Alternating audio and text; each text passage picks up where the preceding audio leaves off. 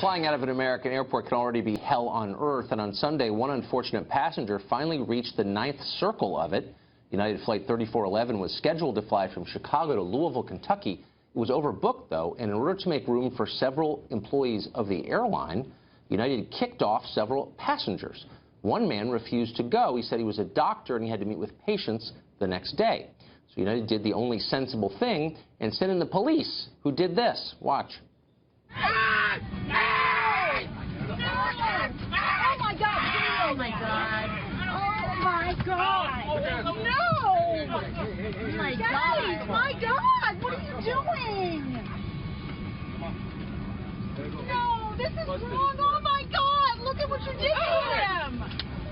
Oh my God!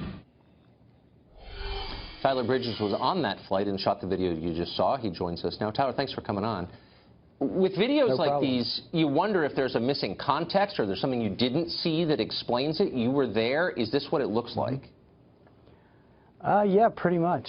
So there was some build-up to get to this point. You know, prior to the man being drug off, United employees had made several announcements, you know, saying 4 passengers had to get off the plane before we were going to leave Chicago, and that we couldn't leave unless 4 people got off.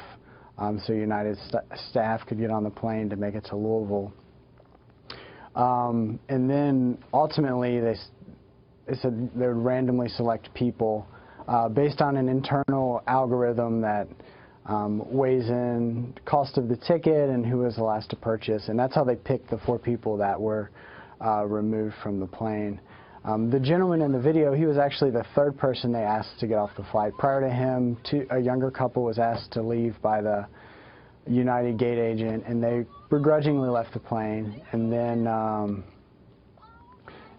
the gate agent went to the man in the video and told him he had to get off the plane, and at which time he said he was a doctor, he had patients he had to see in the morning, he wasn't going to get off the plane. And the gate agent was like, you have to get off the plane. If you don't get off, I'm calling security. And he was like, fine, call security. I'm not getting off the plane.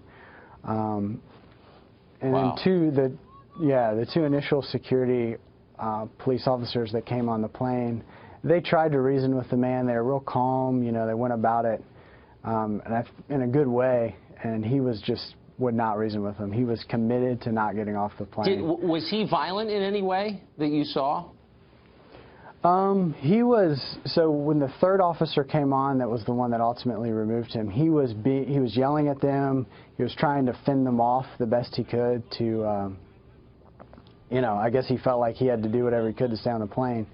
But he wasn't hitting the officers, but he was kind of wailing his arms and trying to keep them away from him. Wow. And then ultimately they had to use the force, as you can see in the video. Well, they used a lot of force. Off. We've got videos. Yeah. So he was taken off the plane, then for some reason came back on the plane. I think we can show it. Right.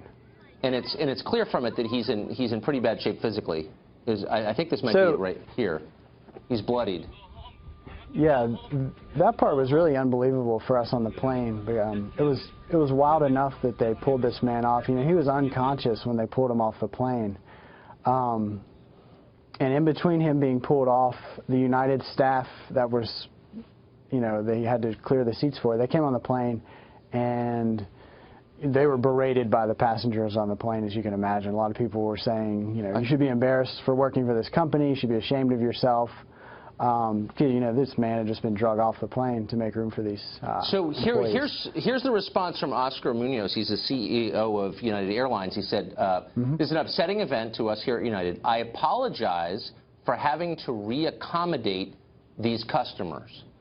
Does that look like reaccommodation to you? There's no mention of the fact this guy is bloodied and unconscious. That's reaccommodation, according to United Airlines. Yeah, they definitely could have handled this in a better way, and they definitely could have done more for these people they had to take off the plane. Not just the man that was removed, but the other folks. United, you know, no one wanted to volunteer to get off the plane because the next flight wasn't until 2 p.m. the next day, which is almost a full 24 hours later. What's so striking is it's 4 hours away. Why didn't you hear in the tape you shot a woman say, "Why don't you just drive, United employees? It's close." Why didn't they? Right. I I am not sure, but a lot of passengers were kind of yelling that to United employees when they came on the plane, and you know, people were really kind of up in arms at what was going on around them on the plane. Have you read the short story The Lottery by Shirley Jackson? I have not, no. Where they pick someone at random and stone him to death? I don't know why this reminds me of that. Tyler, it's great to see you tonight. Thank you for your video, and thank you for telling us what you saw. No problem. Thanks a lot.